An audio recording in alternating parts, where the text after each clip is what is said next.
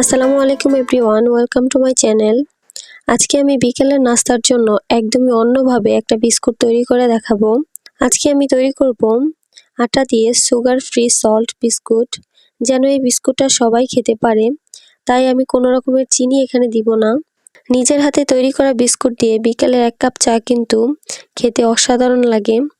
Biscuit তৈরি করে খাওয়ার পর আমি বুঝেছি এটা যে খেতে এতটাই মজা হয়, আর আমার বাসায় অনেক বেশি পছন্দ করেছে। একবার তৈরি করে কিন্তু বেশ অনেক দিন ধরে বিস্কুটগুলি সংরক্ষণ করে রেখে দিতে পারেন, একদমই মুচমুচে থাকবে। তাহলে আর কথা না বাড়িয়ে চলে যাচ্ছি পুরো রেসিপিতে। প্রথমে আমি একটি মিক্সিং বোলে নিয়ে নিচ্ছি 1 কাপ আটা। এরপর এখানে আমি নিয়ে নিচ্ছি হাফ কাপ সুজি, গুঁড়ো দুধ দিয়ে দিচ্ছি 1/3 কাপ। এবার দিয়ে দিব এখানে আমি লবণ। এখানে আমি 1 চা চামচ লবণ নিয়েছি, আর এই 1 চা চামচ লবণে কিন্তু বিস্কুটের মধ্যে লবণটা একটু বেশি হবে। যেহেতু আমি এখানে কোনো রকমের চিনি দিব না, তাই লবণটা যদি বেশি হয় এই বিস্কুটটা খেতে অনেক বেশি ভালো লাগবে। এখন আমি এই সব কিছুকে একসঙ্গে খুব ভালোভাবে মিশিয়ে নিচ্ছি। শুকনো উপকরণগুলোকে ভালোভাবে মিশিয়ে নেওয়ার পর এবার আমি এখানে দিয়ে দিচ্ছি 2 টেবিল চামচ রান্না করা রেগুলার তেল। একটু ভালোভাবে মিশিয়ে নিচ্ছি। তেলটা যেন শুকনো উপকরণগুলোর সঙ্গে খুব ভালোভাবে মিশে যায়, সেদিকে খেয়াল রাখতে হবে। তেলটা দেওয়ার পর আমি আবারও সবকিছুকে খুব ভালোভাবে মিশিয়ে নিয়েছি। এবার আমি এখানে অল্প অল্প করে নর্মাল টেম্পারেচারে থাকা পানি দিয়ে একটা ডো তৈরি করে নিব। আপনারা চাইলে কিন্তু পানির পরিবর্তে এখানে লিকুইড দুধও ব্যবহার করতে পারেন। যেহেতু আমি এখানে গুঁড়ো দুধ দিয়েছি, তাই এখানে আমি আর দুধ না দিয়ে পানিটা দিয়েই ডোটা তৈরি করে নিচ্ছি। একসঙ্গে পানিটা দিব না, এতে করে ডোটা ঠিকঠাক ভাবে তৈরি হবে না।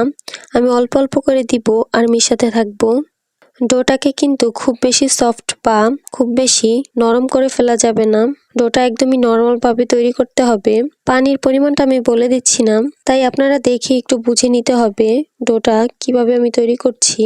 ডোটাকে আমি 2 থেকে 3 মিনিটের মতো খুব ভালোভাবে মথে নিব।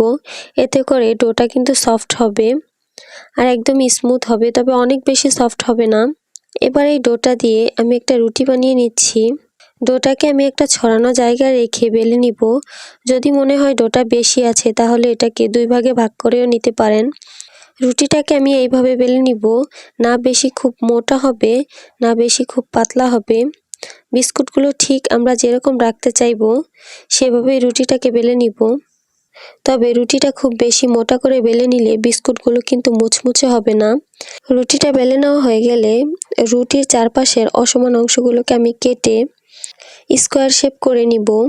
চারপাশের এই অংশগুলো আমি আবার রুটি বেলে নিয়ে বিস্কুট তৈরি করে নিব। বিস্কুটগুলো যেরকম রাখতে চাচ্ছি আমি ঠিক সেভাবে এগুলোকে কেটে নিব।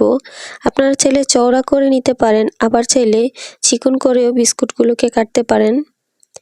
আমি একটু চিকন করে এগুলোকে কাটবো। প্রথমে লম্বা করে কেটে নিলাম, এরপর আবার মাঝখান থেকে কেটে নিচ্ছি। এরপর সবগুলোকে আমি একটু আলাদা আলাদা করে সরিয়ে রাখবো। বিস্কুটগুলোকে একটু ডিজাইন করার জন্য আমি একটা নাইফ দিয়ে লম্বা লম্বা করে দাগ কেটে নিচ্ছি। ভাজার পর কিন্তু এগুলো দেখতে খুবই ভালো লাগবে। এবার আমার সবগুলো বিস্কুট তৈরি করা হয়ে গেছে। এখন আমি এগুলোকে ভাজতে চলে যাব। তার জন্য চুলায় একটি প্যান বসিয়ে আমি পরিমাণ মতো তেল গরম করে নিয়েছি। তেলটা যখন কিছুটা গরম হয়ে আসবে, এবার আমি একে একে অনেকগুলো বিস্কুট দিয়ে দিব। এখানে কিন্তু বেশ অনেকগুলো বিস্কুট একসঙ্গে দেওয়া যাবে, কোনো সমস্যা হবে না। তেলটা কিন্তু অতিরিক্ত গরম করে নেওয়া যাবে না, তাহলে কিন্তু উপর থেকে অনেক বেশি দ্রুত কালার চলে আসবে আর ভেতর থেকে ভাজা হবে না। একবার নেড়ে চেড়ে সবগুলোকে আলাদা করে নিচ্ছি। চুলার হিটটাকে লো মিডিয়ামের মাঝামাঝি রেখে বিস্কুটগুলোকে আমি ভেজে নিব। একদম ব্রাউন কালার হয়ে আসা পর্যন্ত ভাজতে হবে। একটু পরপর কিন্তু উল্টে পাল্টে দিতে হবে, তা না হলে বিস্কুটগুলো চারপাশ থেকে সমানভাবে কালারটা আসবে না। একটু সময় নিয়ে বিস্কুটগুলোকে ভেজে নিতে হবে। আমার প্রায় 8 থেকে 10 মিনিটের মতো সময় লেগেছে বিস্কুটগুলি ভাজতে। বিস্কুটগুলো যখন ভাজা হয়ে যাবে, একদম খুব সুন্দর একটা কালার চলে আসবে, তখন আমি তেলটা ঝরিয়ে এগুলোকে তুলে নিব। আপনারা হয়তো দেখে বুঝতে পারছেন বিস্কুটগুলো কতটা মুচমুচে হয়েছে। এয়ারটাইট বক্সে রেখে এগুলো কিন্তু 10 থেকে 15 দিনের মতো ঠিক এরকমই মুচমুচে থাকবে। যেহেতু এখানে কোনো রকমের চিনি দেইনি, তাই সবাই এই বিস্কুটগুলি খুবই পছন্দ করবে। বিস্কুটটা খেতেও কিন্তু আমার কাছে অনেক বেশি মজা লেগেছে। আপনারা চাইলে কিন্তু এখানে চিনি দিয়েও কিন্তু বিস্কুটগুলো তৈরি করে নিতে পারেন। আশা করছি আমার আজকের রেসিপিটি আপনাদের কাছে অনেক ভালো লেগেছে আর সহজও লেগেছে। প্রায় প্রতিদিনই নাস্তার জন্য আমাদের সকালে রুটি পরোটা তৈরি করতে হয়। আজকে আমি আপনাদের সঙ্গে একটা ভিন্নভাবে পরোটা রেসিপি শেয়ার করব। আজকে আমি করব দুধ আর চিনি দিয়ে পরোটা।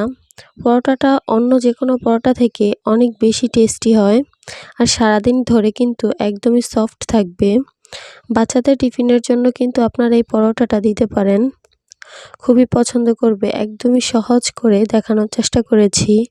আশা করছি আপনাদের কাছে অনেক বেশি ভালো লাগবে আর সহজও লাগবে। যদি আমার রেসিপিটি ভালো লেগে থাকে অবশ্যই আমার চ্যানেলটি সাবস্ক্রাইব করবেন আর পাশে থাকা বেল বাটনটি ক্লিক করে রাখবেন আমার পরবর্তী ভিডিওর নোটিফিকেশন সবার আগে পাওয়ার জন্য। তাহলে আর কথা না বাড়িয়ে চলে যাচ্ছি পুরো রেসিপিতে। প্রথমেই আমি একটা মিক্সিং বোলে নিয়ে নিচ্ছি 1.5 কাপ ময়দা। আপনারা আপনাদের প্রয়োজন মতো আরও কমিয়ে বা বাড়িয়েও নেবেন।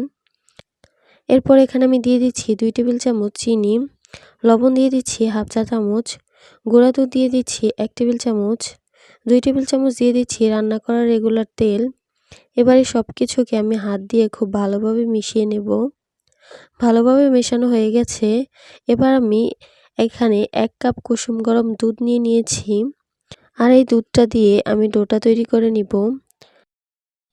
দুধটা আমি একেবারে দিব না, অল্প অল্প করে দিব আর মিশাতে থাকব।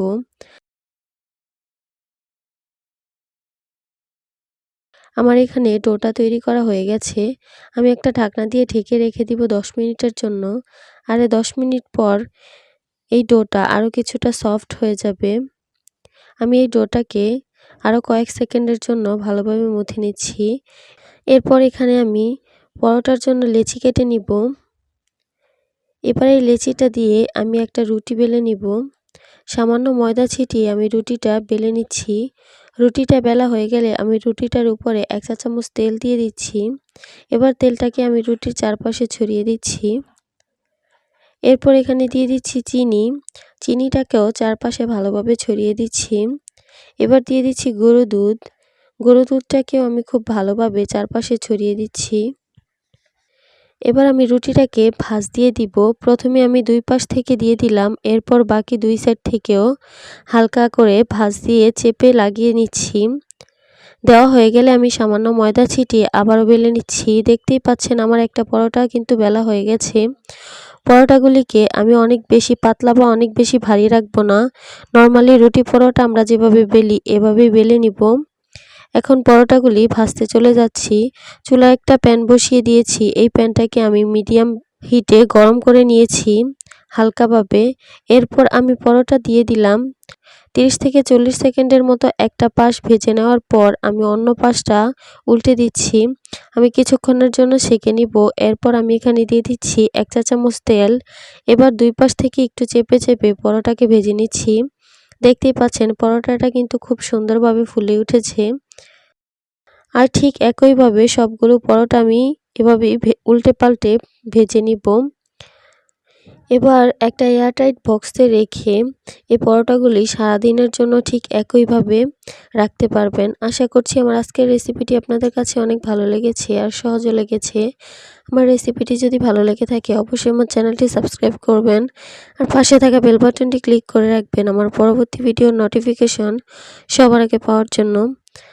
আজকে এই পর্যন্তই। সবাই ভালো থাকবেন। আল্লাহ হাফেজ।